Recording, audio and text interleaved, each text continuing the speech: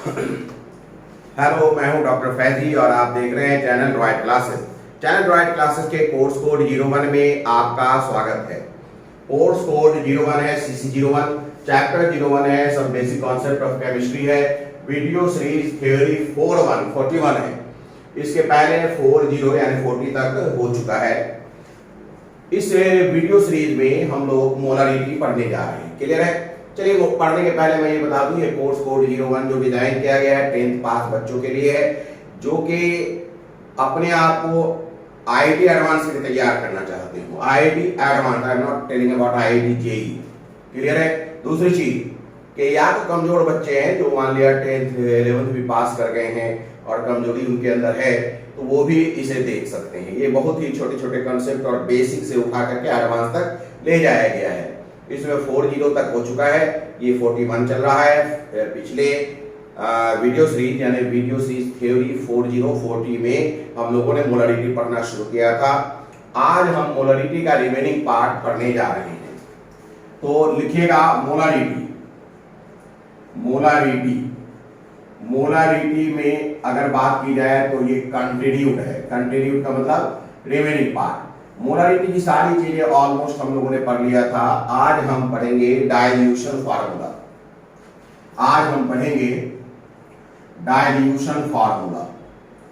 Dilution formula पहले हम लोगों को समझना चाहिए कि डाइल्यूशन का मतलब क्या है। डाइल्यूशन का मतलब क्या है? डाइल्यूशन का मतलब है process of addition of water in any solution is known as dilution. अगर हम किसी सॉल्यूशन में वाटर ऐड कर देंगे तो उस प्रोसेस को, एडिशन ऑफ वाटर को हम डाइल्यूशन कहेंगे। बड़ी सीधी सी बात है, कोई सॉल्यूशन में पानी मिला दीजिए तो सॉल्यूशन पतला हो जाएगा। हिंदी में पतला बोल रहे हैं ना, तो उसी को हम इंग्लिश में बोलें तो डाइल्यूशन कहेंगे। तो लिख सकते हैं डाइल्यूशन का मतलब है, डाइल्यूशन का मतलब है process of addition of water. Process of addition of water. Process of addition of water is known as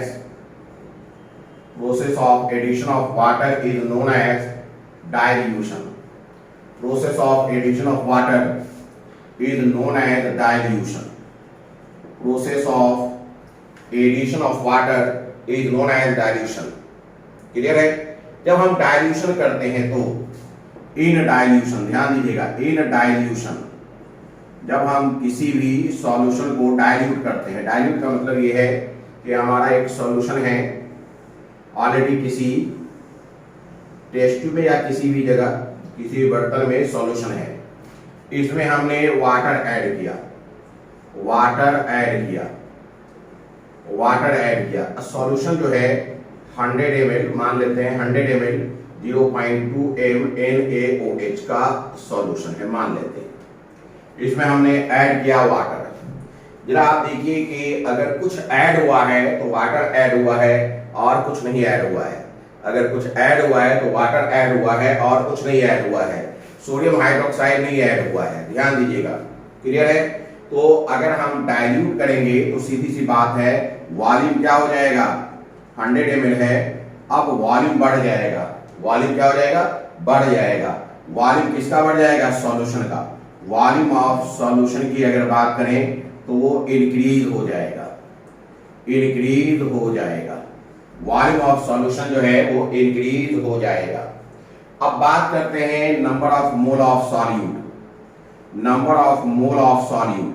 देखिए हमने सिर्फ और सिर्फ ऐड अगर किया है तो वो वाटर ऐड किया है, निश्चित रूप से NaOH ऐड नहीं किया है। निश्चित रूप से NaOH ऐड नहीं किया है। बात समझ में आ रही है कि नहीं? NaOH ऐड नहीं किया है, इसका मतलब है कि number of mole of solute जो है वो कांस्टेंट रहेगा। Number of mole of solute जो है वो कांस्टेंट रहेगा। अब बात करते हैं मोलारिटी का। मोलारिटी के बारे में हम सबको मालूम है, मोलारिटी यानी M की बात अगर करें तो वो number of mole of solute upon volume होता है। n क्या है? Number of mole of solute, और ये है कांस्टेंट, यानी ये नहीं बदल रहा है, ये है कांस्टेंट। और वॉल्यूम क्या है? इंक्रीज कर रहा है। और वॉल्यूम क्या है? इंक्रीज कर रहा है, वॉल्यूम इंक्रीज कर रहा है। तो अब आप खुद बताइए कि अगर न्यूमरेटर कांस्टेंट है और डिनोमिनेटर इंक्रीज कर रहा है तो टोटल वैल्यू क्या हो जाएगा, डिक्रीज करेगा। टोटल वैल्यू क्या हो जाएगा, डिक्रीज करेगा। तो हम कह सकते हैं कि मोलारिटी डिक्रीज करेगा, मोलारिटी डिक्रीज करेगा, मोलारिटी डिक्रीज करेगा। तो किसी भी डाइल्यूशन प्रोसेस में ये बात ध्यान रखेंगे आप, किसी भी डाइल्यूशन प्रोसेस की अगर बात होगी तो ये ध्यान आप रखेंगे, किसी भी सॉल्यूशन का अगर डाइल्यूशन करेंगे तो ये बातें क्लियर रहेगा। वॉल्यूम ऑफ सॉल्यूशन इंक्रीज करेगा और ये इंक्रीज कर रहा है वाटर के ऐड होने के कारण। Number of mole of solute constant रहेगा। मोलारिटी फाइनली डिक्रीज करेगा, मोलारिटी फाइनली डिक्रीज करेगा। क्लियर है। अब हम इसमें रिजल्टेंट, जब मोलारिटी डिक्रीज करेगा तो उसका रिजल्टेंट मोलारिटी क्या होगा, सॉल्यूशन यानी डाइल्यूटेड सॉल्यूशन का रिजल्टेंट मोलारिटी क्या होगा, या आप कहिए कि जब हमने सॉल्यूशन को डाइल्यूट कर दिया अब उसकी मोलारिटी क्या होगी। मोलारिटी तो चेंज कर गया ना, तो मोलारिटी क्या होगा वो हम निकालना चाहते हैं। यही है डाइल्यूशन फार्मूला। तो हम लिखेंगे calculation of resultant molarity, calculation of resultant molarity, calculation of resultant molarity when dilution is carried out, when dilution is carried out, जब डाइल्यूशन किया गया है तो लिखेंगे calculation of resultant molarity, calculation of resultant molarity, calculation of resultant molarity after dilution, calculation of resultant molarity after dilution, after dilution, calculation of resultant molarity after dilution। देखिए हम बना लेते हैं एक डब्बा या बर्तन जो भी कहिए या वेसल्स, इसमें हम रख लें, इसमें हम रख लेते हैं सॉल्यूशन, इसमें हमने रखा है सॉल्यूशन। मान लेते हैं बिफोर डाइल्यूशन, डाइल्यूशन के पहले बात करें, before dilution, before dilution, dilution के पहले बात करें तो M1 बराबर मोलारिटी ऑफ सॉल्यूशन है, M1 बराबर मोलारिटी ऑफ सॉल्यूशन है, मोलारिटी ऑफ सॉल्यूशन है, M1 बराबर मोलारिटी ऑफ सॉल्यूशन है। ये डाइल्यूशन के पहले है M1 is equal to molarity of solution before dilution, और वॉल्यूम है V1 is equal to volume of solution, V1 is equal to volume of solution. ये भी क्या है, बिफोर मोलारिटी, बिफोर डाइल्यूशन।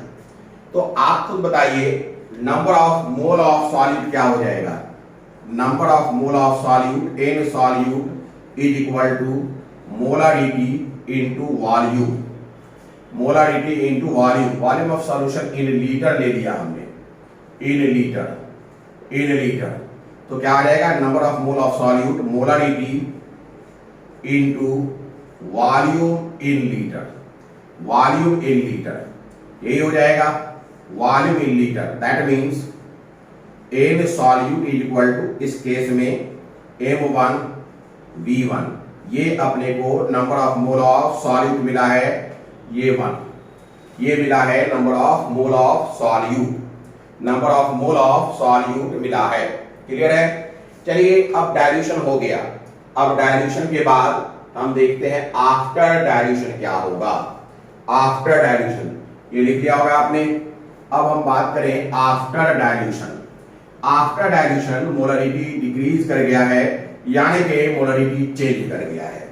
तो अगर हम मान लें after dilution, after dilution, after dilution, देखिएगा डाइल्यूशन का मतलब ये है कि हमने इसमें वाटर ऐड किया है, एडिशन ऑफ वाटर हुआ है, एडिशन ऑफ वाटर हुआ है, H2O, एडिशन ऑफ वाटर हुआ है, इसमें हमने पानी डाला है। क्लियर है? मान लेते हैं वाटर का वॉल्यूम जो है वो हमने लिया है VW, जो हमने पानी इसमें डाला है उसका वॉल्यूम VW है। W वाटर के लिए इस्तेमाल किया गया है। अब आइए बात करते हैं आफ्टर डाइल्यूशन। मान लेते हैं M2 जो है मोलरिटी ऑफ सॉल्यूशन है, M2 जो है मोलरिटी ऑफ सॉल्यूशन है, मोलरिटी ऑफ सॉल्यूशन है। क्लियर है? और V2 जो है V2 ये वॉल्यूम ऑफ सॉल्यूशन है, V2 जो है ये वॉल्यूम ऑफ सॉल्यूशन है। सॉल्यूशन का वॉल्यूम है after addition of water. Clear है? ऑब्वियसली हम जानते हैं कि जब हमने ऐड किया है वाटर तो V2 जो है V1 से बड़ा होगा। V2 असल में V1 प्लस VW के बराबर होगा। V2 जो है V1 प्लस VW के बराबर होगा, जहां VW क्या है? Volume of water, volume of water added, volume of water added, volume of water added, जो वॉल्यूम ऐड किया गया है, volume of water added. Clear हो गई बात? चलिए अब इस कंडीशंस में यानी after dilution number of mole of solute का पता लगाते हैं। Number of mole of solute का पता लगाया जाए तो अगर number of mole of solute की बात करेंगे, number of mole of solute की अगर बात की जाए तो क्या हो जाएगा भाई? Number of mole of solute, number of mole of solute is equal to हो जाएगा M2V2। ये तो फार्मूला ही है, मोलरिटी मल्टीप्लाइड बाय वॉल्यूम। ये इक्वेशन 2 मान लें। इसके पहले हमने इक्वेशन 1 माना था, तो from equation 1 and 2, from equation 1 and 2 हमें मालूम है कि number of mole of solute तो चेंज हुआ नहीं है, वो तो कांस्टेंट है। तो हम बहुत आसानी के साथ लिखेंगे M1V1 बराबर M2V2। इसे ही डाइल्यूशन फार्मूला कहा जाता है, इसे ही डाइल्यूशन फार्मूला कहा जाता है, इसे ही डाइल्यूशन फार्मूला कहा जाता है, इसे ही डाइल्यूशन फार्मूला कहा जाता है। अगर हमें M2 निकालना है तो हम क्या करेंगे? इस फार्मूला का इस्तेमाल करेंगे, M1V1 अपॉन V2। तो एक तो फार्मूला अपने पास M2 निकालने के लिए हो गया। हम चाहें तो इस फार्मूला को इस तरीके से भी लिख सकते हैं, M2 बराबर M1V1 upon V1 plus VW। ये भी एक ही बात है, V2 का वैल्यू हमने रख दिया, तो ये अपने पास फार्मूला मिल गया है। इसे ही हम डाइल्यूशन का फार्मूला कहते हैं। क्लियर है? चलिए इस पर हम लोग कुछ क्वेश्चंस बनाते हैं, इसी पर हम लोग कुछ क्वेश्चंस बनाते हैं। ये आप लोगों ने समझ लिया होगा। अगर मान लिया कहा यह जा रहा है कि कितना वाटर ऐड किया जाए 250 ml, समझिए इस चीज को, 250 ml सेमी मोलर ले लेते, सेमी मोलर मतलब M/2, semi molar NaH solution में कितना वाटर ऐड किया जाए, ठीक है, कि वो डेसी मोलर सॉल्यूशन हो जाए, कि वो डेसी मोलर यानी M/10 सॉल्यूशन हो जाए, M/10 सॉल्यूशन हो जाए। चलिए हम लोग वर्कआउट कर लें। चलिए क्वेश्चन के पहले एक और बात कर लें, क्वेश्चन के पहले एक और चीज कर लें, फिर क्वेश्चन लिखते हैं। देखिए क्वेश्चन के पहले एक और बात कंसेप्ट क्लियर कर लें, डिस्कशन कर लें, फिर क्वेश्चन पर आ जाते हैं। डिस्कशन ये है कि M1V1 लीटर हो और M2V2 लीटर हो, तो ये फार्मूला डाइल्यूशन फार्मूला है। क्लियर है? ये फार्मूला क्या है? Dilution formula. ये तो अभी हमने बताया। यहां इस बात का ध्यान देना है कि M1V1 बराबर नंबर ऑफ मोल है of solute, number of mole of solute है, और M2V2 भी यही है, M2V2 भी यही है, number of mole of solute. ठीक है, दूसरा ये एक बात हो गई। दूसरा बात मैं ये कहना चाहता हूं M1V1 ml अगर है बराबर M2V2 ml है मिलीलीटर, ये भी डाइल्यूशन फार्मूला है, ये भी डाइल्यूशन फार्मूला है, ये भी डाइल्यूशन फॉर्मूला है। क्लियर है? लेकिन यहां M1G1 बराबर मिली मोल है, मिली मोल ऑफ सॉल्यूट है, मिली मोल ऑफ सॉल्यूट है, और M2V2 बराबर भी मिली मोल ऑफ सॉल्यूट है, क्योंकि हमने मिलीलीटर में दिया है। तो ये भी डिस्कशन करते चलें। अब क्वेश्चन लिखिए, अब क्वेश्चन लिखें आप। Now write the question. Question ऐसे है, लिखिएगा how much water should be added. Question है how much water should be added, how much water should be added, how much water should be added. लिखिएगा how much water should be added in 250 ml of, in 250 ml of semi molar solution, semi molar solution of NaOH। ध्यान दीजिएगा, semi molar solution of NaOH में water add करना है। कितना water add करें?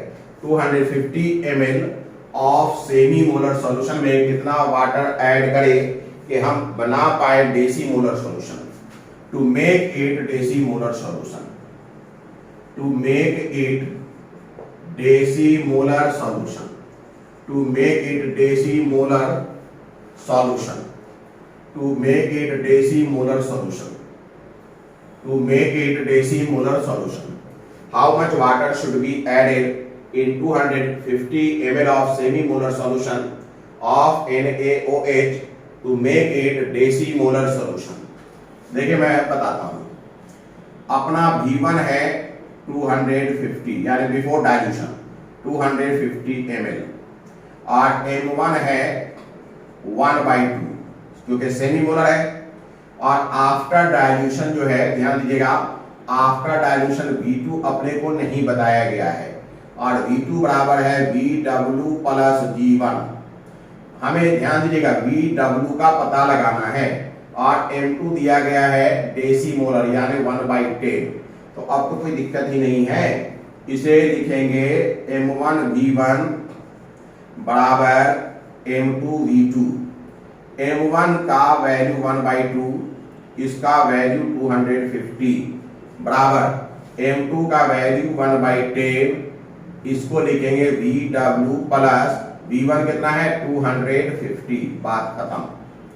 देखिए अब इसे आप 5 टाइम्स कैंसिल कर दीजिए, तो अपने को मिला VW प्लस 250 बराबर VW प्लस 250 बराबर 25 पचे 125, तो 1250 मिला।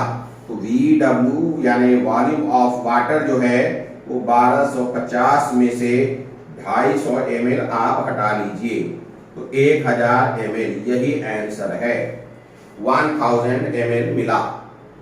क्लियर है? तो ये है डाइल्यूशन का फार्मूला, और इससे रिलेटेड एक क्वेश्चन हम लोगों ने बनाया। अब हम लोग देखेंगे मोलारिटी ऑफ मिक्सिंग। अब हम लोग देखेंगे मोलारिटी ऑफ मिक्सिंग। लिखिएगा मोलारिटी ऑफ मिक्सिंग, इसके बाद आप देखिएगा molarity of mixing, molarity of mixing, ये हमारा एक फार्मूला हो गया। अब लिखेंगे molarity of mixing, molarity of mixing, molarity of mixing, है ना, ये है मोलरिटी ऑफ मिक्सिंग। मिक्सिंग का क्या मतलब है? दो सॉल्यूशन को अगर हम मिला दें, डाइल्यूशन में दो सॉल्यूशन ही मिला रहे थे, सॉल्यूशन में पानी मिला रहे थे, लेकिन अब कुछ अलग काम कर रहे हैं, दो सॉल्यूशन को मिला रहे हैं। तो ध्यान दीजिएगा, दो सॉल्यूशन को मिलाने से जो मिक्स्ड सॉल्यूशन बनेगा उसके मोलरिटी की बात की जा रही है, उसके मोलरिटी की बात यहाँ की जा रही है। यहाँ कुछ सावधानी बरतना है। क्या सावधानी बरतना है? कि हम उन्हीं दो सॉल्यूशन के मिलाने की बात करेंगे जो रिएक्शन ना करें, जो रिएक्शन ना करे। वो कौन हो सकता है? जो सेम सब्सटेंस हो, जैसे एक सॉल्यूशन HCl का है, दूसरा सॉल्यूशन HCl का है, दोनों को मिला दें। एक सॉल्यूशन HNO3 का है, दूसरा HNO3 का है, मिला दें। एक सॉल्यूशन NaH का है, दूसरा सॉल्यूशन NaH का है, मिला दें। तो एक ये है। या फिर ऐसे सॉल्यूशन को मिलाए जिसमें आयन इक्वल हो, कम से कम एक आयन तो इक्वल हो ही, क्लियर है, और आपस में रिएक्शन ना करता हो, और आपस में रिएक्शन ना करता हो, क्लियर है।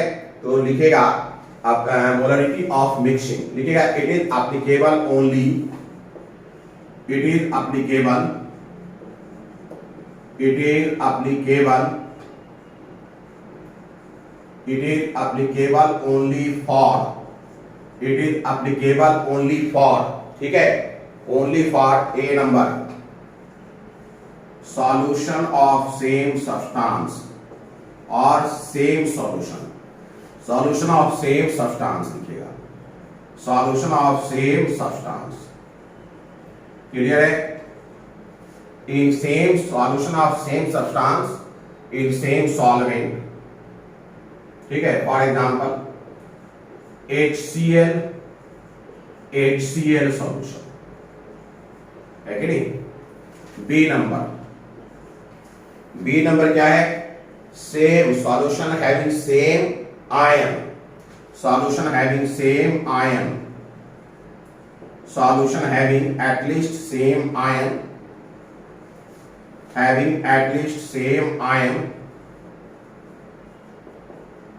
अब दोनों आयन अगर सेम होगा तो एक ही हो गया ना, at least same ion. For example के रूप में NaNO3, NaNO3 का एक सॉल्यूशन है, क्लियर है। इसमें सोडियम और नाइट्रेट आयन है, इसे NaCl के सॉल्यूशन से आप मिला दीजिए, NaCl के। तो इसमें ये सोडियम और सोडियम जो है क्या है? सेम है। तीसरी बात, टू सॉल्यूशंस या solutions are not reacting with each other, solutions are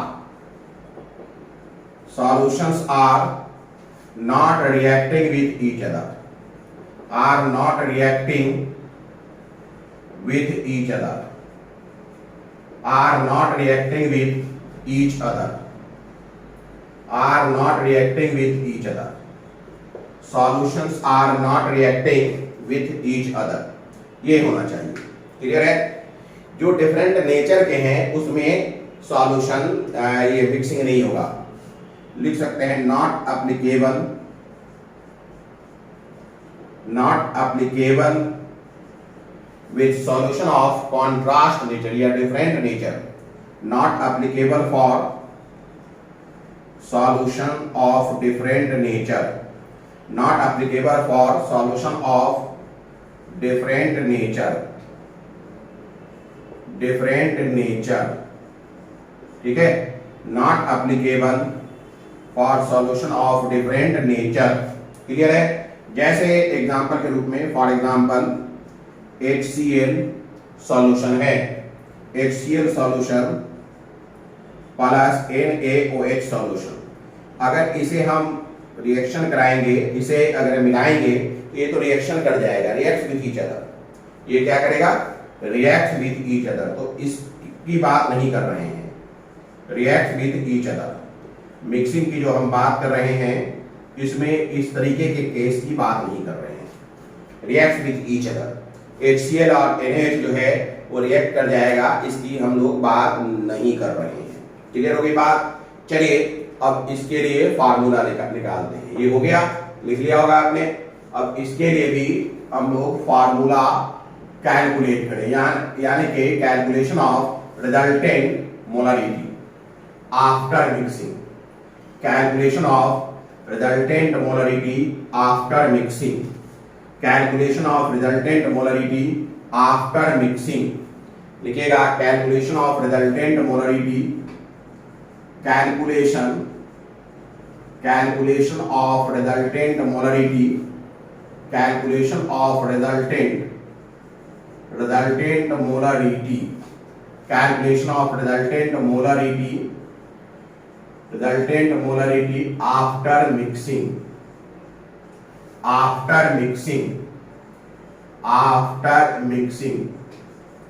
calculation of resultant molarity after mixing.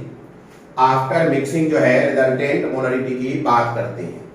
जैसे आप ऐसे समझिए कि हमने एक सॉल्यूशन ले लिया, सॉल्यूशन वन, ये हमने सॉल्यूशन ले लिया, इसकी मोलरिटी M1 और इसकी मोलरिटी V1, वॉल्यूम V1 है। सॉल्यूशन 2 ले लिया, सॉल्यूशन 2, इसकी मोलरिटी M2 और इसकी मोलरिटी V2 है, मान लेते हैं। क्लियर है? अब इन दोनों को एक नए बर्तन में मिला दिया, एक बड़ा सा बर्तन लिया हमने, ठीक है, एक बड़ा सा बर्तन लिया, इसमें हमने डाल दिया, इसमें हमने डाल दिया, एक बड़ा सा बर्तन लिया, इसमें हमने डाल दिया। अब ये बना मिक्स्ड सॉल्यूशन, ये बना मिक्स्ड सॉल्यूशन। अब ये मिक्स्ड सॉल्यूशन है तो इसके अपने कुछ वॉल्यूम होंगे, इसके अपने कुछ, ध्यान दीजिएगा, इसके अपने कुछ वॉल्यूम होंगे, इसके अपने कुछ मोलरिटी होगा। क्लियर है? इसी को हम लोग निकालेंगे। मान लेते हैं, ध्यान दीजिएगा, मान लेते हैं ये है M मिक्स, यानी कि molarity of mixture, molarity of mixture, molarity of mixture. Clear है? ये M mix, volume of mixture V mix, क्या हो जाएगा? Volume of mixture, volume of mixture कितना हो जाएगा?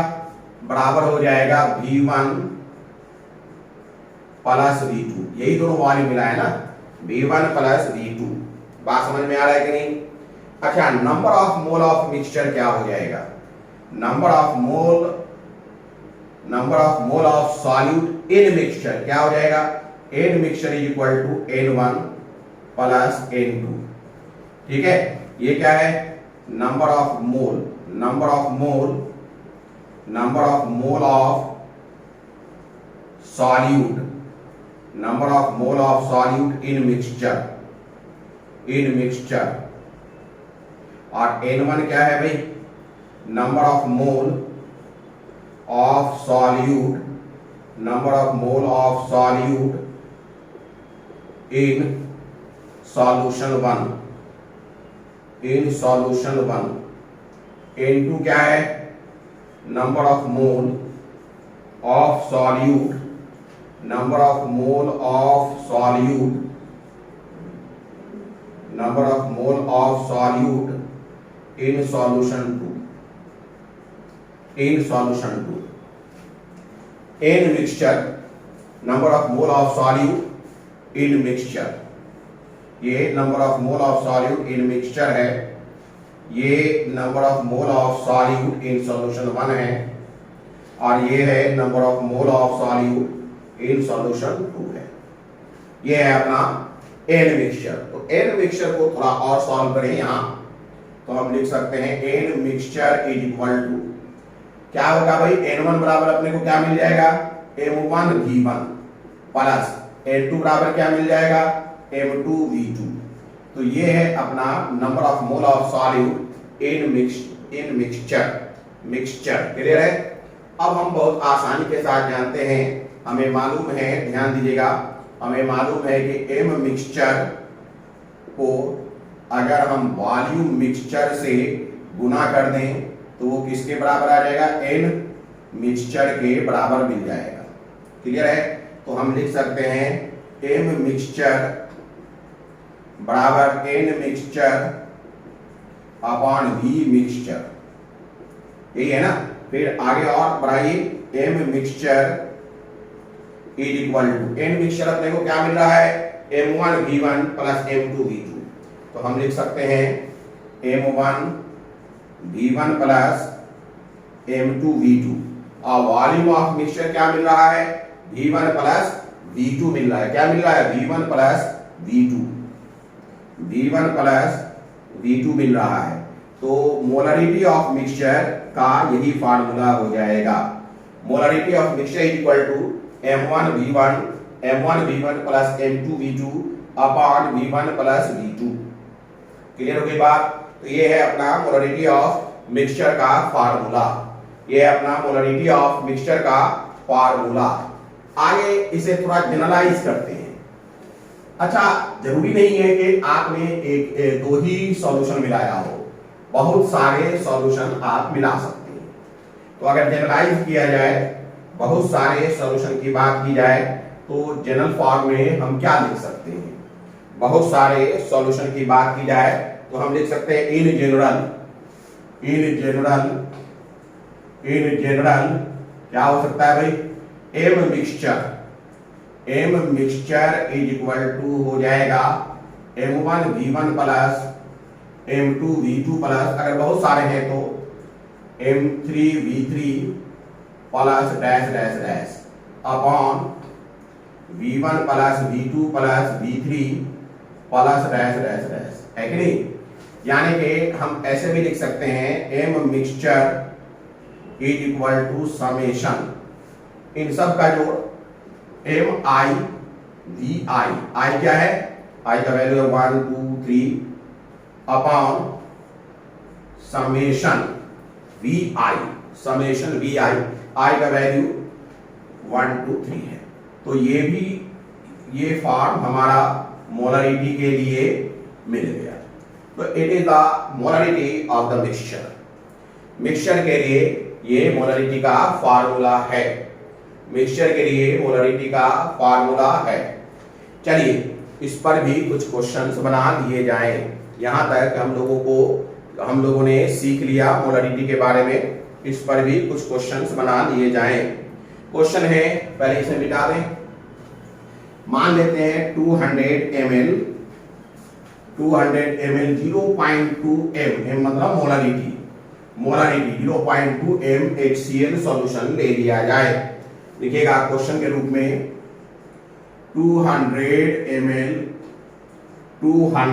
ml of 0.2 m HCl solution, 200 ml of 0.2 m HCl solution, 200 ml of 0.2 m HCl solution is mixed with 300 ml of solution is mixed with 300 ml of 300 ml है ना, 300 ml of 0.3 molar H2SO4 sorry HCl, 300 ml of 0.3 m HCl, molar भी कर सकते हैं इसे HCl, 200 ml 0.2 m को मिलाया गया है किसे 300 ml 0.3 m H2HCl से। आपको final molarity of the solution बताना है। Calculate final molarity of the solution, calculate final molarity of the solution, calculate final molarity of the solution, calculate final molarity of the solution. देखिए कैसे निकलेगा, अपने पास formula है m mixture बराबर m1 v1, तो ये हो गया v1, ये हो गया m1, तो लिख देंगे 0.2 into 200, है कि नहीं, प्लस ये 300 है और 0.3 है, तो 0.3 और इंटू 300 अपॉन 200 प्लस 300। देखिएगा ये ऊपर में मिलीमोल, ये भी मिलीमोल और ये भी क्या निकल गया मिलीलीटर, तो ये भी आपको क्या दे देगा, मोलरिटी दे देगा। तो m मिक्सचर बराबर, इसे गुना करिए, कितना हो जाएगा 40, इसे गुना करिए कितना हो जाएगा 90 अपॉन 500, तो 9 और 4 कितना होता है 13, 130 बाई 500, तो ये और ये गया कैंसिल, तो 13/50, 50 से 13 को डिवाइड करिए पॉइंट 5 दूनी 100, 5 दिया 15, तो 2 टाइम्स जाएगा, तो ये हो गया 30, फिर 0 हो जाएगा, 6 टाइम जाएगा, तो एम मिक्सचर जो है वो हो गया अपना, एम मिक्सचर जो है वो हो गया 0.26 मोलरिटी हो गया, 0.26, यही आंसर आ गया, 0.26 आंसर आ गया। क्लियर है? चलिए इस केस में एक छोटा सा हम लोग डिस्कशन करते हैं, इस केस में एक छोटा सा डिस्कशन भी किया जाए, इस केस में एक छोटा सा डिस्कशन करते हैं, मिटाया जाए, इस केस में एक छोटा सा डिस्कशन किया जाए। देखिएगा डिस्कशन हमने लिया है 200 0.2, अब हम लोग एक छोटा सा डिस्कशन कर लें, एक छोटा सा डिस्कशन किया जाए। देखिए छोटा सा डिस्कशन करते हैं, डिस्कशन जो ऊपर हमने सॉल्यूशन लिया है उसी की बात कर रहे हैं। सॉल्यूशन 1 है 200 ml 0.2 mHCl, ये हमने लिया। सॉल्यूशन 2 है 300 ml 0.3 mHCl, ठीक है। इसे हम ना लें, इसके बदले हम क्या करें, ध्यान दीजिएगा, इसे ना लेकर के हम 200 ml ही ले लें 300 ml की जगह पर, और मोलरिटी वही रखें, मोलरिटी वही रखें। ये सॉल्यूशन 2 हमने बदल दिया है। सॉल्यूशन 1 200 ml 0.2 mHCl था, अब सॉल्यूशन 2 में भी हमने वॉल्यूम सेम ले लिया है, मोलरिटी अलग है, ये 0.3 है, ये 0.2 है। इसके लिए मोलरिटी निकालिए मिक्सचर का, एम मिक्सचर का मोलरिटी निकालिए, तो अपने को मिलेगा 200 into 0.2 plus 200 into 0.3 upon 200 plus 200, यही हो जाएगा। जरा सॉल्व करिए, 2 दूनी 4 यानी 40 प्लस 2 दिया 6 यानी 60 बाई 400, है ना, ये हो गया 100 बाई 400 मतलब 1/4 मतलब 0.25। क्लियर है? कहीं कोई दिक्कत? अच्छा देखिए, अगर हम 0.2 और 0.3 का एवरेज निकालें, क्या हो जाएगा, एवरेज निकालना है,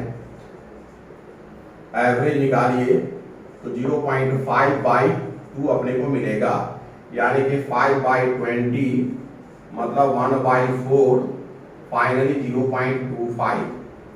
तो ये एक नई बात मैं बताना चाहता हूं कि अगर आप मिक्स करें, अगर आप ध्यान दीजिएगा, अगर आप 2 सॉल्यूशन को मिक्स करें, सेम सॉल्यूशन है, मोलरिटी अलग अलग है, वॉल्यूम सेम है, तो उनकी मोलरिटी उनका एवरेज होगा। जो मिक्सचर का मोलरिटी है, मिक्सचर की जो मोलरिटी है वो एवरेज होगा। क्लियर है? तो हम लिख सकते हैं नोट करके, in case of equal molecule equal volume, ठीक है, average of molarity would be the resultant molarity. Clear है? चलिए इसे लिख ले, ये हो गया, इसे हम लोग लिख लें नोट करके, if equal volume is mixed, note करके लिखिएगा, if equal volume is mixed, note करके लिखिएगा, if equal volume is mixed, if equal volume is mixed, लिखिएगा if equal volume is mixed, अगर इक्वल वॉल्यूम मिक्स किया जाएगा इस केस में, है ना, then resultant molarity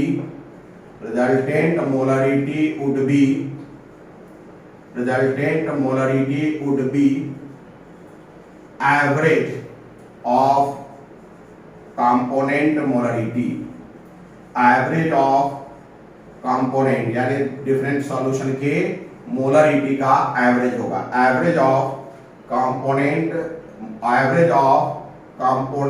molarity, average of component molarity, है कि नहीं। चलिए, तो इस तरीके के क्वेश्चंस अगर आपको मिले और वॉल्यूम सेम है तो तुरंत एवरेज लेके काम निपटा लिया कीजिए। आगे लिखिए, आगे एक और क्वेश्चन देखते हैं। नेक्स्ट क्वेश्चन अपने पास है, ध्यान दीजिएगा। अगर हम ले लें 750 ml, ध्यान दीजिएगा 750 ml, क्वेश्चन पहले समझा दें। 750 ml of 0.m HCl solution ले लें, यानी ध्यान दीजिएगा एक HCl सॉल्यूशन है, जो भी हम ले लें 750 यहाँ ले रहे हैं, 0.m HCl सॉल्यूशन ले रहे हैं, उसमें हम 250 millilitre of 2m HCl solution मिला रहे हैं। तो आपको मोलरिटी ऑफ द सॉल्यूशन बताना है। सेम टाइप है, लिख लीजिए क्वेश्चन। 750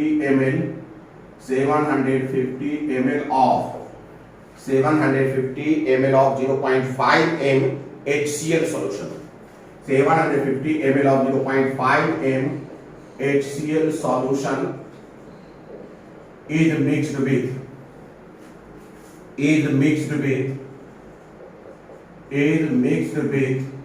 इसे मिलाया जा रहा है। किससे मिलाया जा रहा है? आपको HCl से ही मिलाया जा रहा है। 250 ml of 2m HCl solution is mixed with 250 ml of 2m HCl solution, 2m HCl solution, full stop. Calculate the resultant molarity, calculate the resultant molarity, calculate the resultant molarity, calculate the resultant molarity, resultant molarity देखना है। इसका भी solution निकालिए, direct formula apply करेंगे। m mixture बराबर molarity निकालना है 750 into 0.5 plus m1v1 250 into 2 m2v2 upon v1v2, यानी 750 प्लस 250, तो बराबर कितना हो जाएगा? 500 50 25 7 2 5 7 35 2 37, 500 50 25 7 2 5 7 35 2 37। क्लियर है ना? तो इसमें अपने को पॉइंट ये हो जाएगा 375 प्लस ये 500 हो जाएगा अपॉन ये कितना है 50 जोड़िए तो 800, यानी 1000 हो गया, बराबर जोड़िए 5 3 8 875 875 अपॉन 1000 हो गया कि नहीं? तो अब सीधी सी बात है 0.875 हो जाएगा। दिस इंप्लाइज m मिक्सचर कितना हो गया भाई? 0.875, m mixture is equal to हो गया 0.875, it is the molarity of the mixture. m mixture is equal to 0.875। आगे क्वेश्चन लिखिए। Next question, 300 ml of 0.2 molar NaCl solution। Next question है, next question लिखिएगा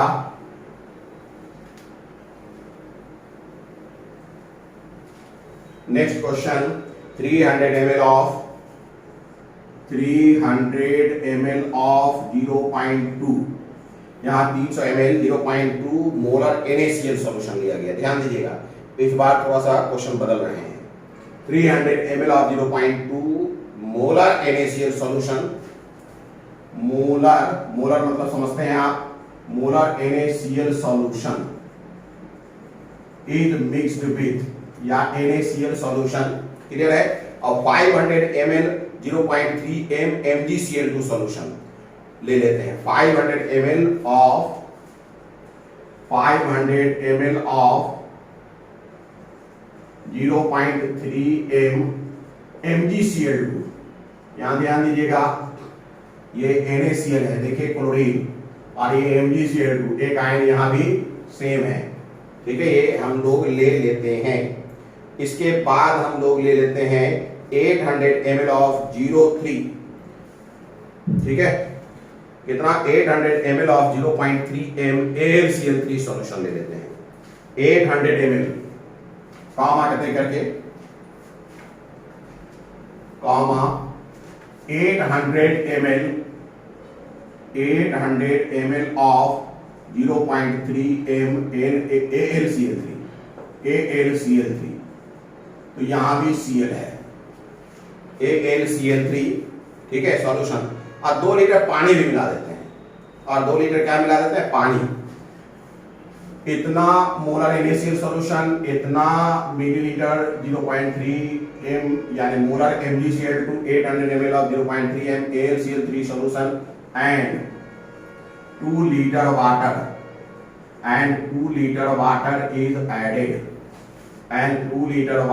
is added फुल स्टॉप, ठीक है। अब है क्या करना है हमें, determine the concentration of resultant molarity, या देखिए रिजल्टेंट मोलरिटी भी हम निकालेंगे और सभी आयन का मोलरिटी निकालेंगे। देखिएगा ये अच्छा क्वेश्चन है। Determine the molarity, determine A number resultant molarity,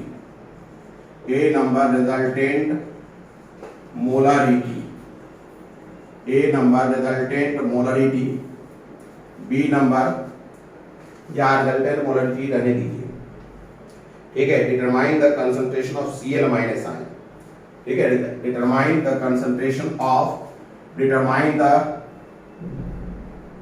determine the molarity या कंसंट्रेशन जो भी कह लीजिए, concentration of Cl minus. B number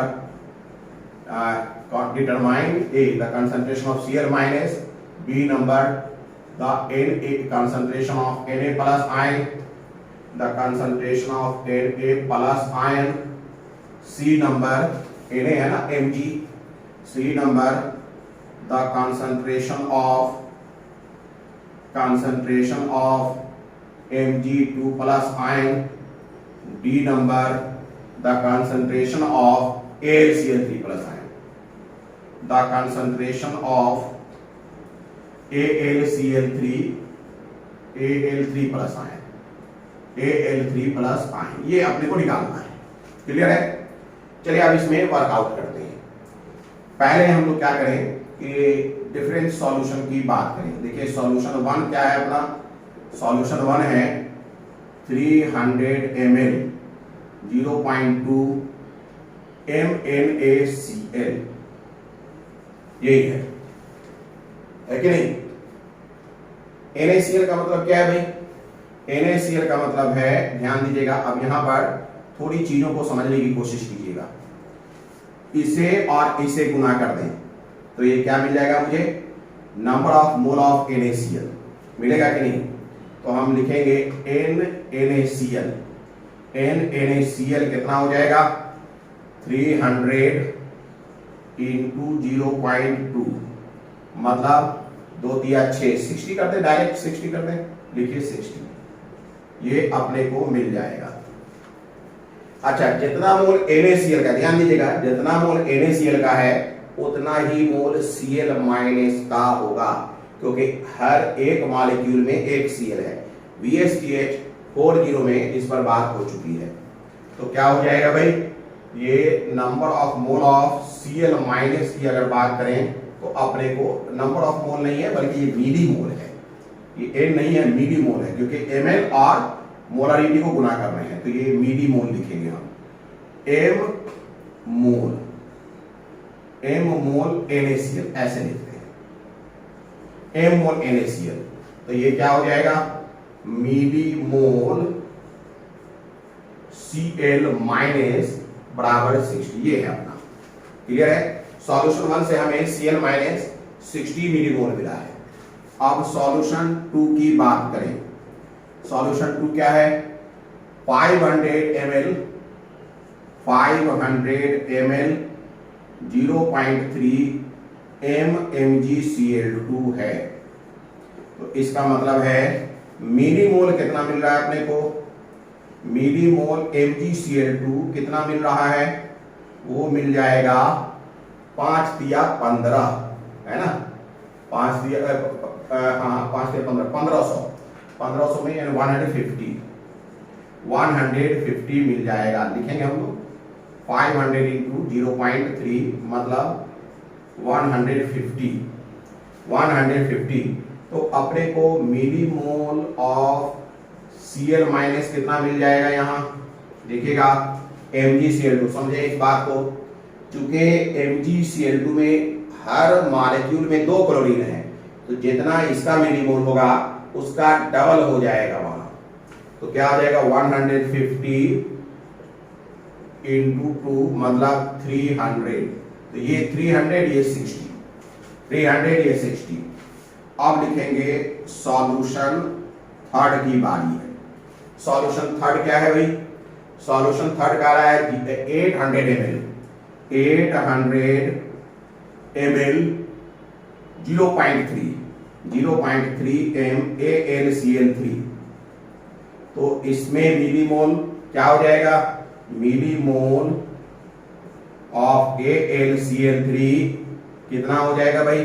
800 into 0.3 8 या 24 है ना, 2400 यानी कि पॉइंट डालेंगे तो 240। तो सीधी सी बात है मिलीमोल ऑफ Cl माइनस कितना हो जाएगा? ध्यान दीजिएगा, एक मॉलिक्यूल में 3 क्लोरीन है, तो जो भी मिलीमोल है वो 3 गुना हो जाएगा। तो 240 इंटू 3, 240 इंटू 3 बराबर 300, 3 चौके 12, 1 3 दूनी 6 1 7 यानी कि 720 ये मिलीमोल है। तो अब अपने पास Cl माइनस का मिलीमोल मौजूद है, अपने पास Cl माइनस का मिलीमोल मौजूद है।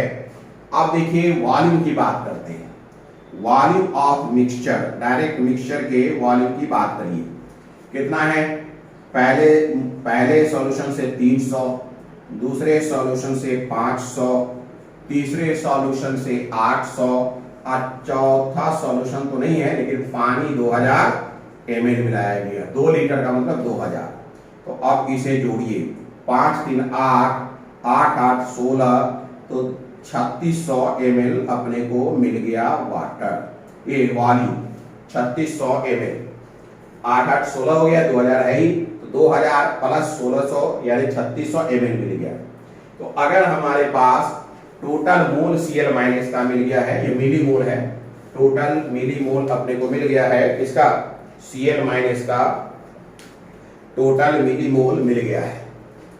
ये है टोटल मिलीमोल Cl माइनस का, ये है टोटल मोल। अगर इसे हम जोड़ देंगे तो ये हमें दे देगा, क्या दे देगा? ये टोटल मिलीमोल दे देगा। क्लियर है ना? तो हम क्या करेंगे, मोलरिटी हमें निकालना है Cl माइनस का। यहां निकाल लेते हैं भाई, ये पोर्शन पे निकालते हैं मोलरिटी Cl माइनस का मतलब हो गया ये पैर पर लिख देने का, तो Cl माइनस की मोलरिटी निकाल रहे हैं। मिलीमोल कितना हो जाएगा? 720 plus 300 plus 60 upon total millilitre volume कितना है? 3600। तो जोड़ा जाए कितना हो जाएगा? 720 और 300 यानी 1020 1080 1080 बाई 3600। क्या ये कोई कैंसिल हो रहा है? देखिए ये और ये कैंसिल, 180 5 और 4 54 90 2 दूनी 4 27। अच्छा 9 से 90 3 बराबर 0.3। यही 0.3 जो है मोलरिटी ऑफ क्लोरीन अपने को मिल गया। 0.3 जो है मोलरिटी ऑफ क्लोरीन अपने को मिल गया। तो इस तरीके से आप क्लोरीन की मोलरिटी निकाल सकते हैं। इस तरीके से क्लोरीन की मोलरिटी आप चाहें तो बहुत आसानी से निकाल सकते हैं। तो ये तो ए नंबर हो गया, ये अपना ए नंबर बन गया। लेकिन अभी हमें बी, सी और डी भी बनाना है। ए नंबर बन गया, अब आगे देखते हैं। अब इसे मिटा दिया जाए ताकि बी नंबर बनाया जाए। देखिए इसमें कुछ पार्ट मैं मिटा देता हूं। ये हो गया, बन गया सब लोगों का, कॉपी कर लीजिए। अब देखिए मैं क्या करूं, कहाँ, यहां से मिटा दूं, ये पोर्शन मिटा दूं, ये पोर्शन मिटा दूं, ये भी मिटा दूं, ये हमने मिटा दिया। ये देखिए अब हमारा बी आसानी से बन जाएगा। ये अब बी नंबर के लिए है। बी में भी सेम सॉल्यूशन है। तो अगर हम सॉल्यूशन 1 की बात करें 300 ml 0.2 m NaCl देगा। मिलीमोल NaCl 60 है। अच्छा अब हमें Na प्लस का निकालना है ना, तो Na प्लस का क्या हो जाएगा, millimole, millimole Na plus same हो जाएगा 60। इस केस में देखिए इसमें जितना MgCl2 का मोल होगा उतना ही Mg का होगा। तो मिलीमोल कितना हो जाएगा इसका भाई, मिलीमोल Mg2 प्लस आयन का हो जाएगा 150। इसमें भी उतना ही हो जाएगा, Al जितना है, Al3 प्लस जितना है उतना ही हो जाना है कि नहीं? बात समझ में आ रहा है कि नहीं, हाँ या ना? अच्छा, एक minute, what is the need? हमें तो Na प्लस का करना है। Na तो सिर्फ और सिर्फ कहाँ है, NaCl में। तो मैं MgCl2 का कैलकुलेट ही क्यों करूं? MgCl2 का कैलकुलेट करने की जरूरत क्या है, नो नीड। मुझे तो Na प्लस कहाँ मिल रहा है, NaCl में मिल रहा है, बाकी MgCl2 AlCl3 में थोड़े है। तो क्या हो जाएगा, Na प्लस का कॉन्सेंट्रेशन यानी मोलरिटी Na प्लस अपने को क्या मिल जाएगा 60/3600। ये और ये कैंसिल, 6×6 36 यानी 1/60 मिलेगा, 1/60 मिलेगा। बात समझ में आ रहा है कि नहीं? अब इसे आप चाहें तो सॉल्व कर लें। 1 पॉइंट दीजिए और 0 दीजिए, 1 टाइम्स में कितना हो जाएगा 40, ठीक है। तो 0 हो गया, 6×6 36, 6×7 42, 36 यानी 40 फिर आ गया तो 0.016। ठीक उसी तरीके से अगर बात की जाए Mg2 प्लस का, Mg2 प्लस का, बात समझ में आ रहा है कि नहीं? तो Mg2 प्लस में भी कितना है, Mg2 प्लस में 500 इंटू 0.3 है, 500 इंटू 0.3 है। तो अपने को मिलीमोल कितना हो जाएगा 150 अपॉन 300 3600। सॉल्व कर लीजिए, 15/360 अपना सॉल्व करिएगा। MAl3 प्लस भी सॉल्व कर लीजिए, क्या मिल जाएगा भाई, Al3 प्लस में 800 इंटू 3 यानी 240/3600, ठीक है। ये और ये कैंसिल हो जाएगा और 6×4 = 24, 6×6 = 36, 4 से 15 बार में चला जाएगा 1/15, ठीक है। इसको भी आप चाहे तो कैंसिल कर लीजिए, 5×3 = 15, 5×7 = 35, 1 10, 5×2 = 10, 3 से 3×2 = 6, 1 12, 3×4 = 12, ये हो जाएगा 1/24 और ये 1/15। अपना सॉल्व कर लीजिए, क्लियर है? तो इस तरीके से अगर आप चाहें तो बहुत आसानी के साथ डिफरेंट टाइप्स के कैलकुलेशंस कर सकते हैं। बात समझ में आ रहा है कि नहीं, कहीं कोई दिक्कत? तो हम लोगों ने देखा कि मोलरिटी के क्वेश्चन कैसे बनते हैं, मोलरिटी के मिक्सिंग से रिलेटेड क्वेश्चंस कैसे बनते हैं, क्लियर है? अब एक और क्वेश्चन हम लोग बना लेते हैं। जैसे अगर मैं ले लूं 0.5 molar BaOH whole to solution और 400 ml 0.3 m NaOH सॉल्यूशन ले लेते हैं, क्लियर है? तो आप बताइए कि अगर 0.6 m OH माइनस की जरूरत मुझे महसूस हो रहा है तो कितना पानी मिला दें, कितना पानी मिला दें? लिखिए, क्वेश्चन समझा दें आपको और लिखा दें। क्वेश्चन लिखिए,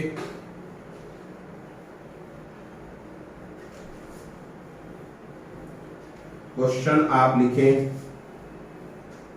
क्वेश्चन है हाउ मेनी ml, क्वेश्चन लिखेगा how many ml of water, how many ml of, या लिखिए 0.5 MBH whole to solution, how many ml of 0.5 m BaOH whole to solution, ठीक है। How many ml of 0.5 m BaOH whole to solution should be mixed with solution should be mixed with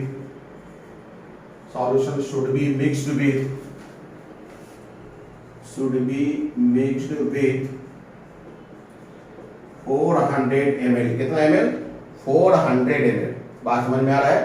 400 ml of 0.3 m NaOH solution, 400 ml of 0.3 m NaOH solution।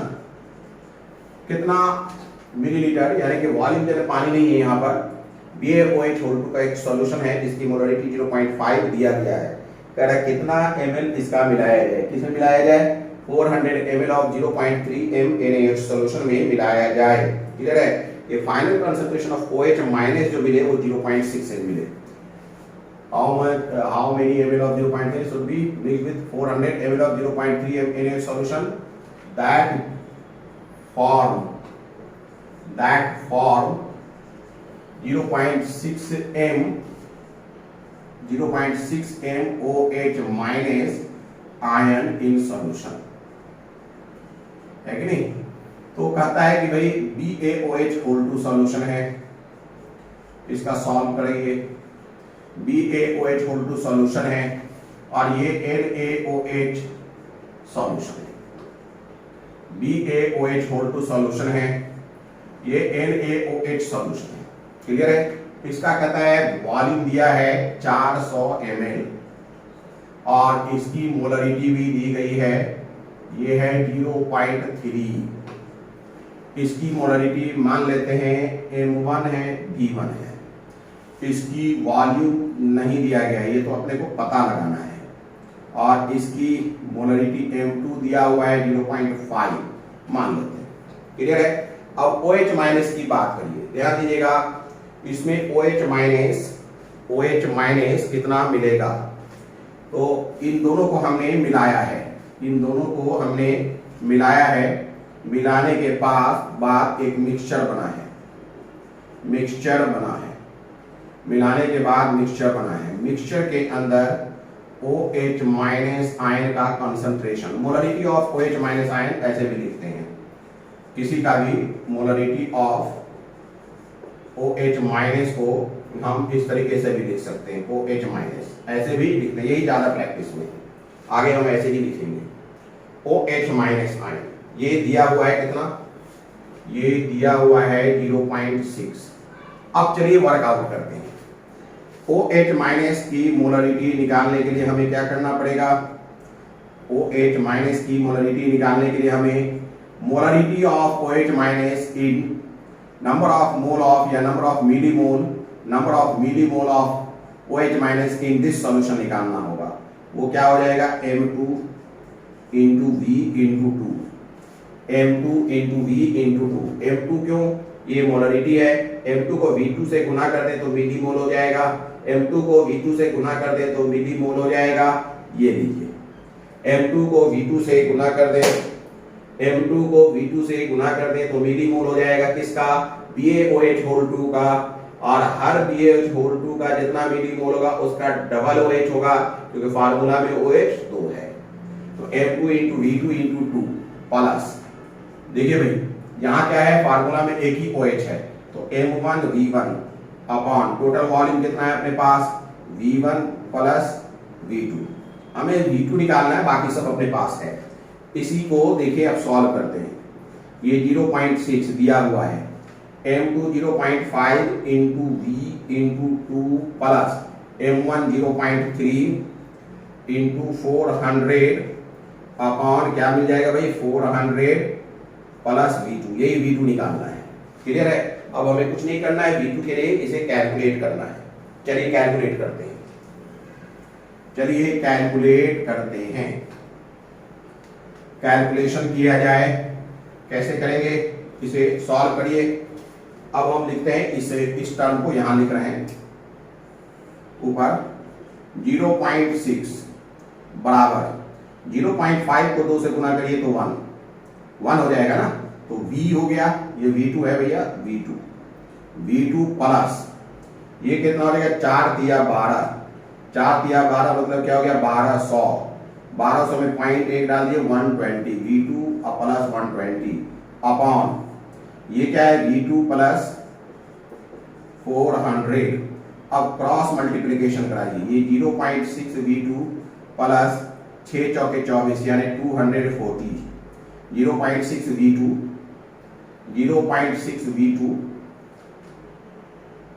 0.6 का हाँ ठीक है, 0.6 V2 plus 6 चौके 24 यानी 2400 point की वजह से 240 बराबर V2 प्लस 120।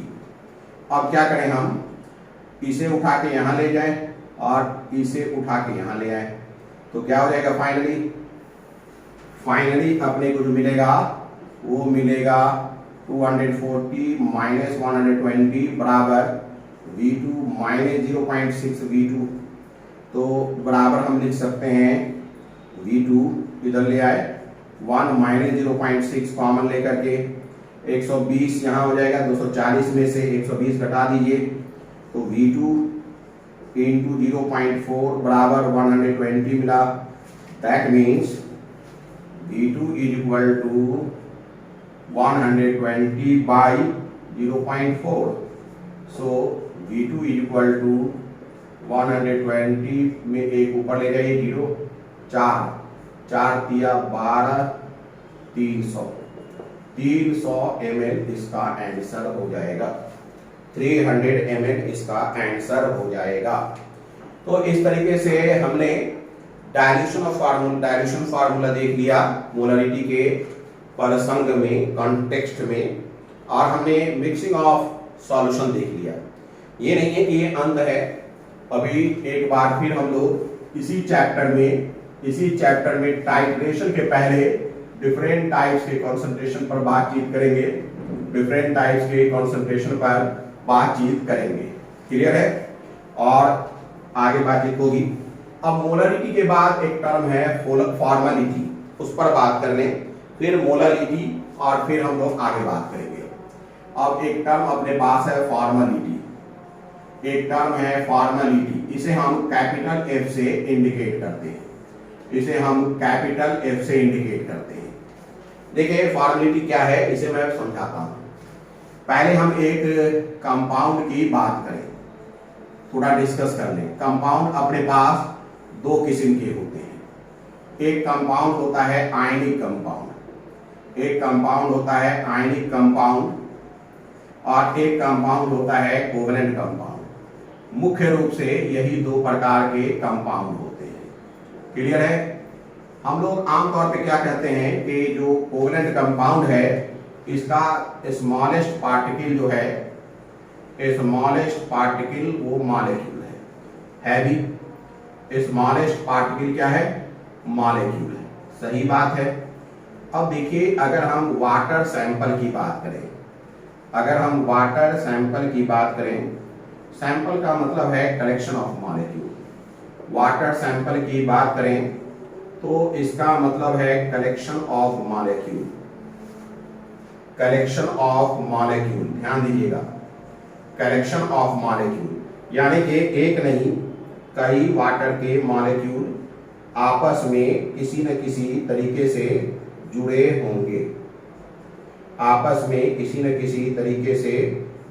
होंगे, और जैसे एक गिलास पानी लिया जाए तो सैंपल ऑफ वाटर है, एक गिलास पानी लिया जाए तो वो सैंपल ऑफ वाटर है, ये आपस में जुड़े हुए हैं। यहाँ तो खैर हाइड्रोजन बॉन्ड है, जहाँ हाइड्रोजन बॉन्ड नहीं होता वहाँ वांडरवाल बॉन्ड होते हैं। बहरहाल दो या दो से अधिक मॉलिक्यूल के बीच इंटरमॉलिक्यूलर फोर्स ऑफ अट्रैक्शन होता है। तो कलेक्शन ऑफ मॉलिक्यूल्स में हम कह सकते हैं there is presence of intermolecular force of attraction,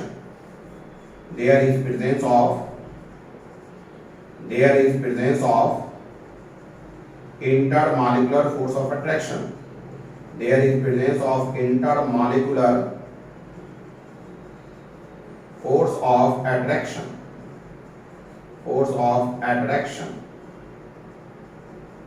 intermolecular force of attraction, there is presence of intermolecular force of attraction, intermolecular force of attraction होता है, attraction, intermolecular force of attraction.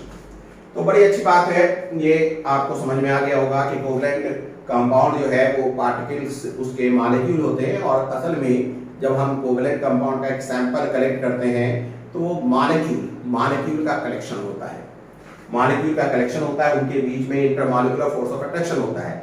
एक molecule का अस्तित्व होता है, एक मॉलिक्यूल का अस्तित्व होता है, ध्यान दीजिएगा, एक मॉलिक्यूल का अस्तित्व होता है, यानी कि कलेक्शन ऑफ मॉलिक्यूल का मतलब existence of single molecule is present, existence of single molecule is present, existence of single molecule is present, single molecule is present, existence of single molecule is present। तो ये है covalent compound के साथ। Ionic compound में ऐसा नहीं होता। Ionic compound में क्या होता है कि इसका फॉर्मेशन जो है, आयनिक कंपाउंड का फॉर्मेशन होता है due to exchange of electron, due to exchange of electron, due to exchange of electron, exchange of electron, electron के एक्सचेंज से होता है।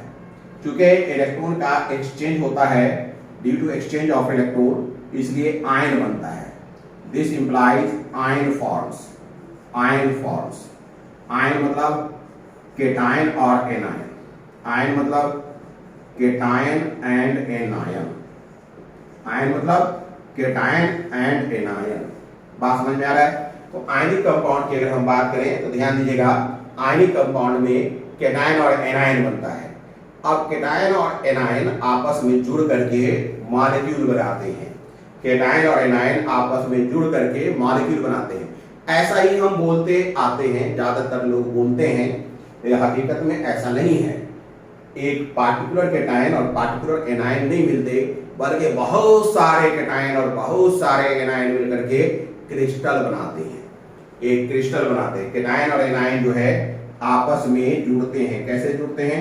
Electrostatic force of attraction, electrostatic force of attraction से जुड़ते हैं, इलेक्ट्रोस्टैटिक फोर्स ऑफ अट्रैक्शन से जुड़ते हैं, इलेक्ट्रोस्टैटिक फोर्स ऑफ अट्रैक्शन से जुड़ते हैं, और ये एक लैटिस बनाते हैं। क्या बनाते हैं? लैटिस फॉर्म करते हैं, लैटिस फॉर्म करते हैं। अभी मतलब समझा है, ये एक लैटिस फॉर्म करते हैं, ये एक लैटिस फॉर्म करते हैं। क्लियर है? तो ध्यान दीजिएगा, आयनिक कंपाउंड में क्या होता है? एक्सचेंज ऑफ इलेक्ट्रॉन होता है, केटायन और एनायन बनता है, इलेक्ट्रोस्टैटिक फोर्स ऑफ अट्रैक्शन से लैटिस फॉर्म होता है। जबकि कोवलेंट कंपाउंड में कोई ऐसा केटायन एनायन नहीं बन रहा है, मॉलिक्यूल बन रहा है, और मॉलिक्यूल क्या होते हैं? आपस में इकट्ठा हो जाते हैं। तो वहां existence of single molecule present है। क्लियर है?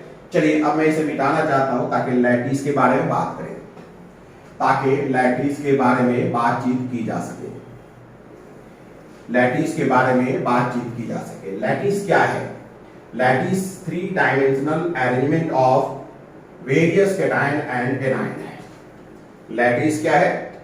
लैटिस कर सकते हैं, लैटिस की बात अभी हम लोग कर लें, लैटिस की बात कर लें। लैटिस असल में क्या है? लैटिस को हम कर सकते हैं 3 dimensional array, 3 dimensional array of points, 3 dimensional array of points, 3 dimensional array of points है।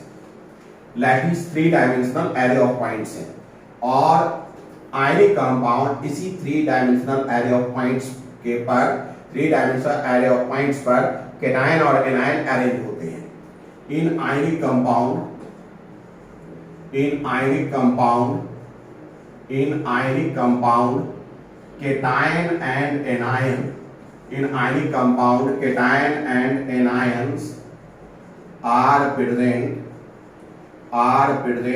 at this 3-dimensional this 3-dimensional arrangement of points, 3-dimensional arrangement of points, 3-dimensional arrangement of points। Ionic compound में cation और anion किसी 3 dimensional arrangement of points पर जमा होते हैं। मतलब समझिए, दैट इज जैसे एक पॉइंट है 3 डायमेंशनल अरेंजमेंट, देखिए मैं बता दूं, जैसे ये 3 डायमेंशनल अरेंजमेंट ऑफ पॉइंट्स है, 3 डायमेंशनल अरेंजमेंट ऑफ पॉइंट्स है, मान लेते हैं ये मैं एक 3 डायमेंशनल अरेंजमेंट ऑफ पॉइंट्स बना रहा हूं, 3 डायमेंशनल अरेंजमेंट ऑफ पॉइंट्स मैं बना रहा हूं, 3 डायमेंशनल अरेंजमेंट ऑफ पॉइंट्स मैं बना रहा हूं।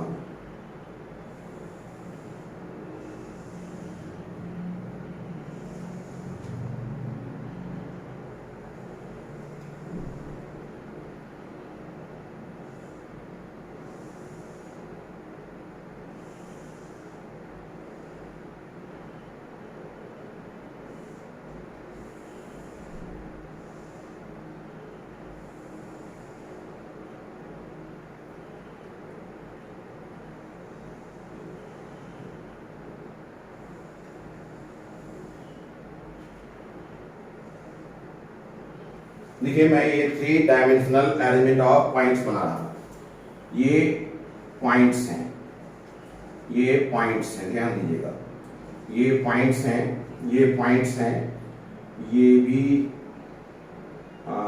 पॉइंट्स है, ये पॉइंट्स है, ये पॉइंट्स, ये पॉइंट्स है, ये भी पॉइंट्स, ये भी पॉइंट्स, ये भी पॉइंट्स है, ये भी पॉइंट्स है, चेक करिए, है ना, ये हमने पॉइंट्स बनाए हैं। ठीक है, अब देखिए मैं बनाता हूं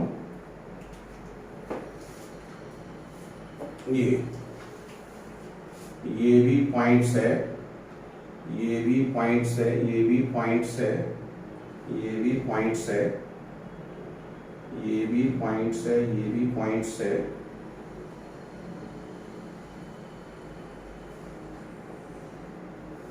ये भी पॉइंट्स है।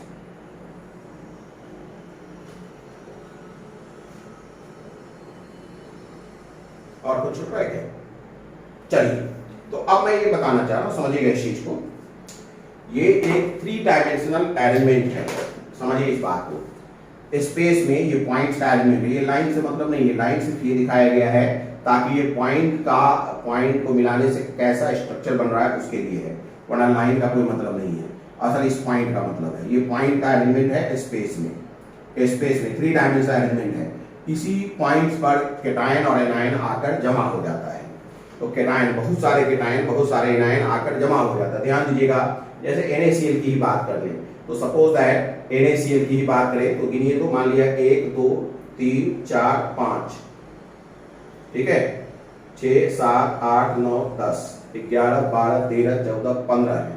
जैसे ग्रीन को भी गिनिए, 1 2 3 4 5 6 7 8 9 10 11, ये एक्स्ट्रा बन गया ना इसका, ये यहाँ, ये देखिए कितना हो गया, 2 एक गिनिएगा, 1 2 3 4, ग्रीन गिनना हो, 1 2 3 4 5 6 7 8 9 10 11 12, रेड गिनिए, 1 2 3 4 5 6 7 8 9 10 11 12 13 14, और ये भी ज्यादा है भाई, कहाँ ज्यादा हो गया और कहाँ छूट रहा है।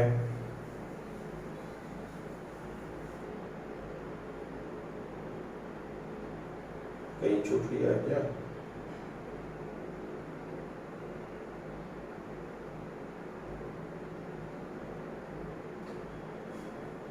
एक मिनट, 1 2 3 4, ठीक है, 5 6 7 8, ये भी सही है, 9 10 11 12, ठीक है, 1 2 3 4 5 6 7 8 9 10 11 12 13 14, चलिए कोई बात नहीं, उससे मुझे मतलब नहीं है, चलिए मैं इसे ऐसे ही समझा दूँ। अब ये बताइए, यहाँ पर देखिएगा, गौर से समझिएगा, ये अपने को एक अरेंजमेंट्स है, 3 डायमेंशनल अरेंजमेंट ऑफ पॉइंट्स है। In ionic compound cation and anion है, तो इस थ्री डायमेंशनल अरेंजमेंट में मैं इसे बराबर कर ही देता हूँ। एक बार फिर मैं गिनता हूं, सुनिएगा। 1 2 3 4 5 6 7 8 9 10 11 12 13 14, इसे भी 14 करता हूं। 1 2 3 4 5 6 7 8 9 10 11 12 13 और 14 करना है मुझे। मैं एक काम करता हूं, ये एक यहां डाल देता हूं, ये हो गया 13 और इसका एक उचित जगह से हटा देता हूं।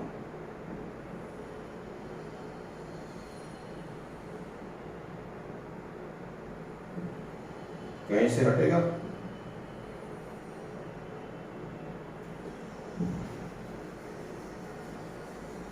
तेरह 14 और ऐसे क्या था 12 14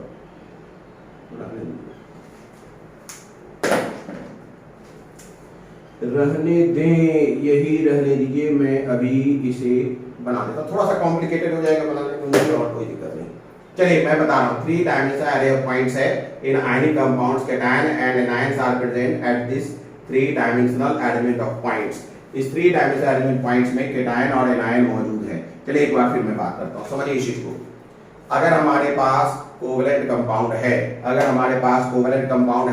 कोवलेंट कंपाउंड में मॉलिक्यूल होता है और क्लियर कट उसका एक्सिस्टेंस होता है। लेकिन अगर आयनिक कंपाउंड है तो आयनिक कंपाउंड में कोई मॉलिक्यूल नहीं होता, बल्कि एलिमेंट ऑफ कैटायन और एनायन होता है। अब जैसे यहाँ पर मैंने ग्रीन को सपोज दैट कैटायन मान लिया हो और रेड को एनायन मान लिया हो, तो इसके एलिमेंट्स है, ये एलिमेंट्स बहुत बड़ा हो सकता है, यानी बहुत बड़ा हो सकता है। तो हम इसका जो फार्मूला बताते हैं, इसका जो मॉलिक्यूलर फार्मूला बनाते हैं, असल में मॉलिक्यूलर फार्मूला इसमें इस अरेंजमेंट में मौजूद डिफरेंट कैटायन एनायन का रेशियो होता है, डिफरेंट कैटायन और एनायन का रेशियो होता है। जैसे इस कंडीशन में देखिए, अपने को अगर ग्रीन को हम कैटायन मान लें, ग्रीन को कैटायन मान लें और रेड को अपना एनायन मान लें, रेड को अपना एनायन मान लें, रेड को एनायन मान लें, क्लियर है? तो कैटायन की संख्या मुझे बताइए। फिर से मैं गिन देता हूं, 1 2 3 4 5 6 7 8 9 10 11 12। कैटायन अपना है 12। एनायन का है गिनिए, 1 2 3 4 5 6 7 8 9 10 11 13 14 15। एनायन है 15। ठीक है, मान लेते हैं कैटायन को हम लिख रहे हैं A+ से और एनायन को लिख रहे हैं B- से। तो इसका फार्मूला देखिए क्या कैसे बनेगा, A+ B- बराबर हो गया 12/15, मतलब 3 चौके 12, 3 5 15, मतलब 4/5। ये हो गया 4/5, यानी कि A जो है 4 होगा और B 5 होगा। ये इसका फार्मूला बनेगा। तो ये कोई मॉलिक्यूल का फार्मूला नहीं है, ये कोई मॉलिक्यूल नहीं है। A4B5 जो बन रहा है, इट इज नॉट मॉलिक्यूल, ये कोई मॉलिक्यूल नहीं है। ये क्या है? इस पूरे अरेंजमेंट में कैटायन और एनायन का रेशियो है। जब हम NaCl कहते हैं, इसका मतलब है Na+ और Cl- का रेशियो 1:1 है।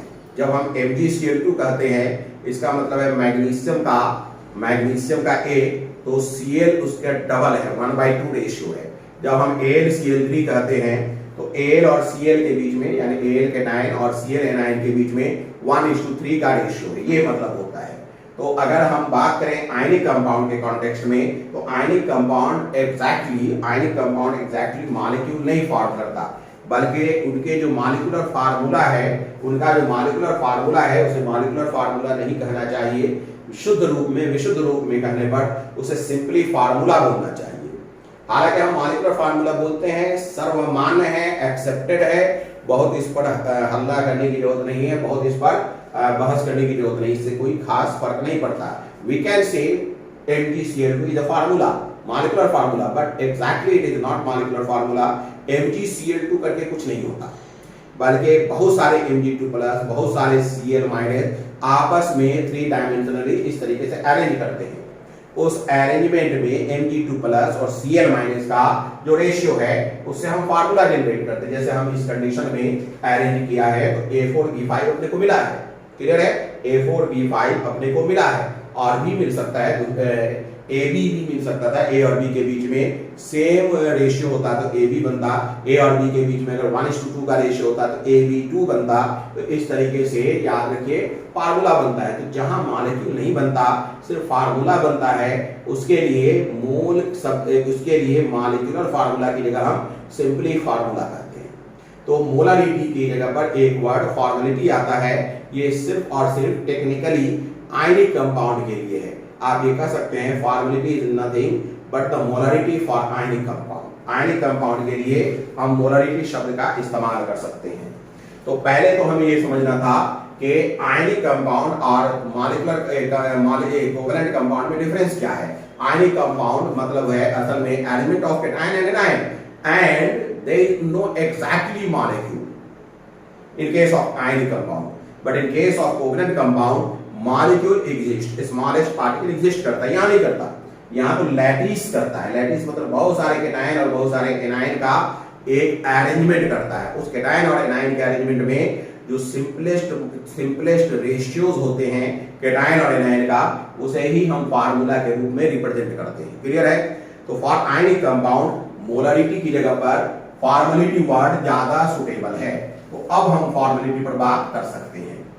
अब हम फॉर्मेलिटी पर बात कर सकते हैं। क्लियर है? तो आगे बातचीत बढ़ाई जाए, लिख सकते हैं आगे बात बढ़ाई जाए।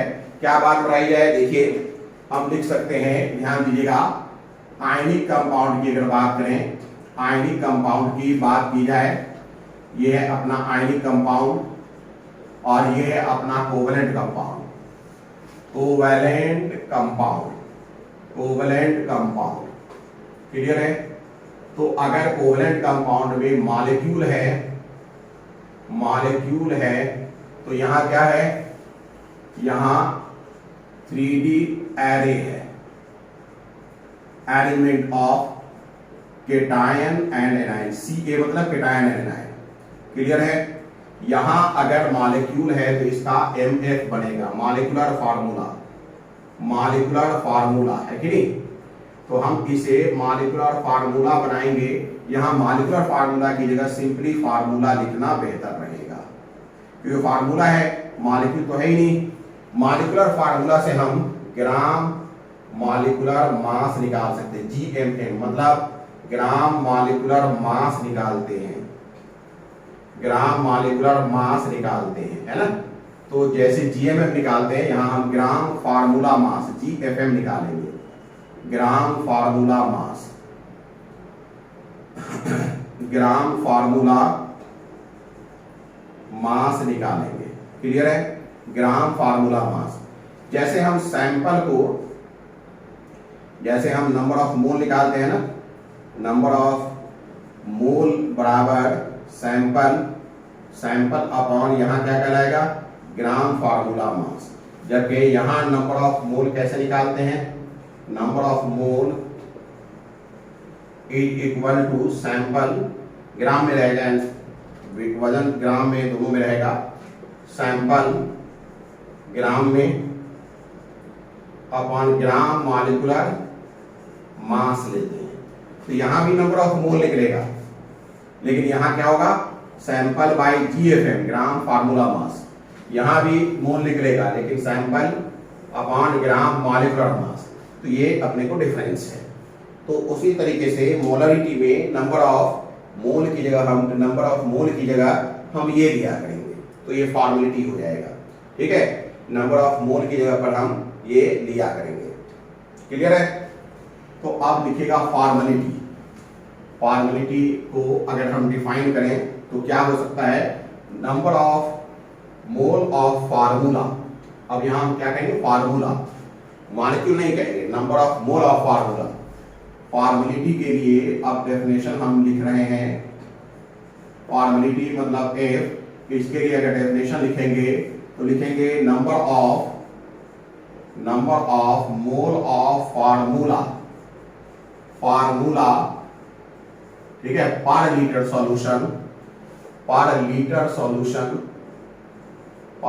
Solution is known as formality. Per litre solution is known as formality। Per litre solution is known as formality. यानी एफ बराबर अपने को मिल जाएगा number of mole of formula, number of mole of formula, number of mole of formula upon volume in litre. इसमें molarity की ही तरह हम चेंज कर सकते हैं, number of mole of formula, number of mole of formula into 1000 upon volume in ml। Same है, सिर्फ वहां पर फार्मूला का कॉन्सेप्ट आ गया है। हम लिख सकते हैं F बराबर मास, सैंपल मास किसमें भाई, ग्राम में, इनटू छोड़िए अपॉन फार्मूला मास, ग्राम फार्मूला मास। इस बार ग्राम फार्मूला मास, मोलर मास नहीं लिख रहे हैं, GFM, gram formula mass into volume in litre. ठीक है, फॉर्मेलिटी में हम लिख सकते हैं F बराबर सैंपल मास ग्राम में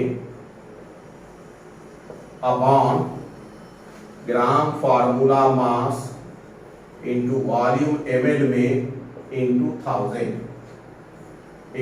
1000। ये भी अपने को एक फार्मूला मिल जाएगा। तो फॉर्मेलिटी और मोलरिटी में कोई फर्क नहीं है, बस ये ध्यान दीजिए कि फॉर्मेलिटी असल में मोलरिटी ही है, लेकिन वहां जो हम मॉलिक्यूल लिखते हैं NaCl, असल में वो फार्मूला होता है। इसलिए उसके लिए अगर टेक्निकली सही बोलना चाहते हैं तो मोलरिटी की जगह फॉर्मेलिटी बोलना चाहिए, मोलरिटी की जगह फॉर्मेलिटी बोलना चाहिए। चलिए आज हम लोगों ने फॉर्मेलिटी भी पढ़ लिया, इस पर एक क्वेश्चन बनाया जाए। इस पर एक क्वेश्चन बनाइए। क्वेश्चन है 5.85 ग्राम NaCl, 5.85 gram NaCl is mixed with, question है 5.85 ग्राम NaCl is mixed with, NaCl is mixed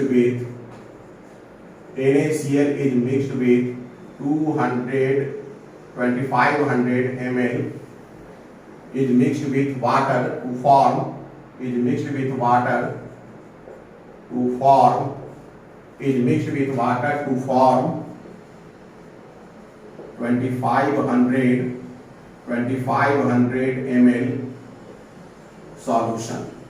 Full stop. Find the formality of the solution. Find the formality of the solution.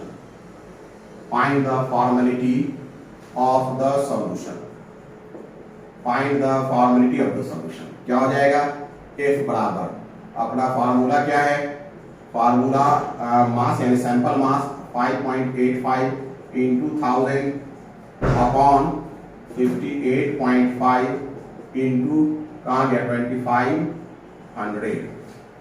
देखिए ये 58.5 है, NaCl का कितना होता है 23.0, 35.5, 5 5 3 8 3 2 5, 58.5। तो ये 10 टाइम्स कैंसिल हो गया, ये और ये कैंसिल हो गया, ये दोनों भी कैंसिल हो गया, तो फॉर्मेलिटी हो गया अपने को 1/25। 25 से डिवाइड करिए 1 को, 0.0 एक और 0 कितना हो गया 4, यानी कि फॉर्मेलिटी 0.04 हो गया। तो चलिए इसी तरीके से हम मोलरिटी के ही तौर पर फॉर्मेलिटी की बात कर सकते हैं। जैसे डाइल्यूशन फार्मूला हमने मोलरिटी के लिए दिया है, वैसे चाहें तो डाइल्यूशन फार्मूला फॉर्मेलिटी के लिए भी कर सकते हैं। फॉर्मेलिटी करके बहुत कुछ पूछा नहीं जाता है, बहुत ज्यादा इस पर वर्कआउट नहीं किया जाता, लेकिन अगर कर दे तो मोलरिटी अगर आपको समझ में आ रहा है तो फॉर्मेलिटी भी समझ में आ रहा है। सिर्फ वहां मॉलिक्यूलर मास की जगह मॉलिक्यूल वर्ड की जगह फार्मूला वर्ड इस्तेमाल करना है, मॉलिक्यूल वर्ड की जगह फार्मूला वर्ड इस्तेमाल करना है। मॉलिक्यूल की जगह अगर फार्मूला इस्तेमाल करेंगे तो फॉर्मेलिटी हो जाएगा। चलिए मैं तो ये चाहता था कि इस थ्योरी के सीरीज में और भी मोलरिटी भी डिस्कस कर दें, ठीक है, ग्राम पर लीटर भी डिस्कस कर दें, पार्ट्स पर मिलियन भी डिस्कस कर दें, लेकिन ये काफी बड़ा हो गया है तो आज इतना ही रहने दिया जाए। यानी कि 42 में अब हम ग्राम पर लीटर, मोलरिटी और ppm को डिस्कस करेंगे। अगर ये आपको समझ में आ रहा हो तो क्या करिए, लाइक करिए, शेयर करिए, सब्सक्राइब करिए। क्लियर है, बात समझ में आ रही है? ढंग से इसे फॉलो करिए। अगर ढंग से आप फॉलो करेंगे तो उम्मीद है कि आपको केमिस्ट्री के लिए मुश्किल नहीं आएगा। चलिए, गुड डे।